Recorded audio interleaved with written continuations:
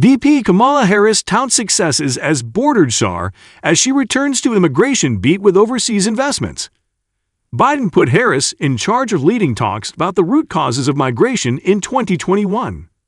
Vice President Harris this week returned to focusing on targeting what the administration believes are the root causes of the migrant crisis at the southern border, announcing $1 billion in additional funding and a new initiative to direct money to Central America. Harris' office announced on Monday that an extra $950 million in private sector commitments has been raised from companies, including Nestle and Target, bringing the total amount of Harris' call to action, launched in 2021 to $4.2 billion. The investments that we have made thus far are on track to meet goals set out by the Partnership for Central America, which include the creation of 1 million new jobs by 2032 and the inclusion of 6 million people in the formal financial system by 2027, Harris said at a roundtable at the White House. In 2021, Harris was put in charge of leading diplomatic talks to tackle root causes like poverty, violence, corruption, and climate change, which the administration believes are driving the migrant crisis. Republicans ultimately dubbed her the border czar, a title the White House has rejected. The task has proved a politically tricky assignment for Harris at a time when migrant numbers at the southern border were skyrocketing. They have stayed at record numbers since, with over 1.7 million encounters in FY21, more than 2.3 million encounters in FY22, and so far every month of FY23 outpacing the prior year. Migrant entidades high 156,274 in January, as by DNADMIN claims any border MEASUREs are working. Harris was initially hammered for failing to visit the border. She eventually did so in the summer of 2021, but has not returned. She has intermittently held events related to migration, but has continued to be dogged by questions about what work she is doing related to the beat and how effective that work has been.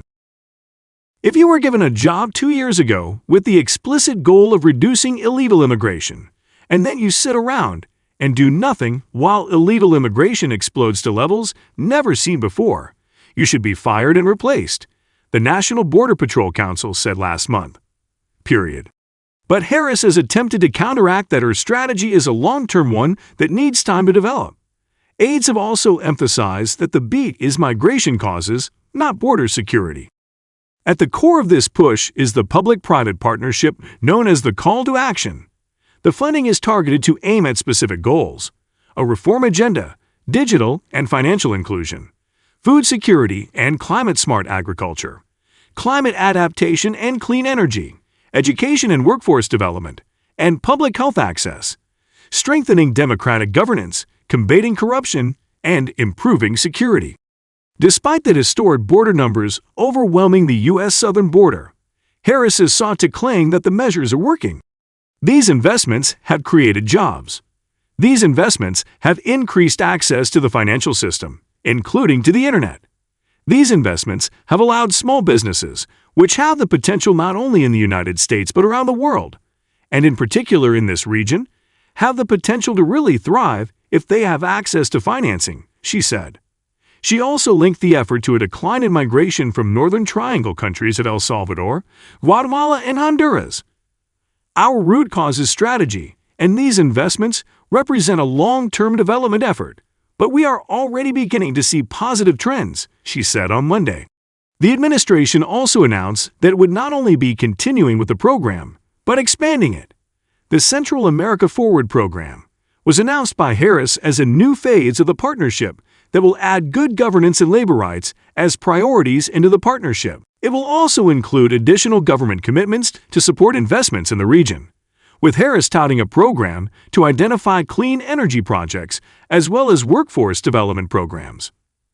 Additionally, private sector partners are committing to goals to combat corruption and protect labor rights, known as the Good Governance, Good Jobs Declaration. The administration has been attempting to show that it is turning the corner on the crisis, particularly with the announcement this week of new border numbers, which officials say show that new border measures are working. Those numbers for January show that there were approximately 156,000 migrant encounters in January. While still the highest January on record, it is a sharp drop from the 251,000 encountered in December, and officials said the number of migrants caught by Border Patrol crossing illegally is the lowest since February 2021. Officials have linked the drop to a new parole program for 30,000 migrants from Venezuela, Nicaragua, Haiti, and Cuba, combined with expanded Title 42 expulsions for those nationalities. But the administration has also been attempting to put the blame on Congress for failing to pass an immigration reform bill with extra border funding. So far, Republicans have balked at the inclusion of a pathway to citizenship for millions of illegal immigrants included in the White House's framework.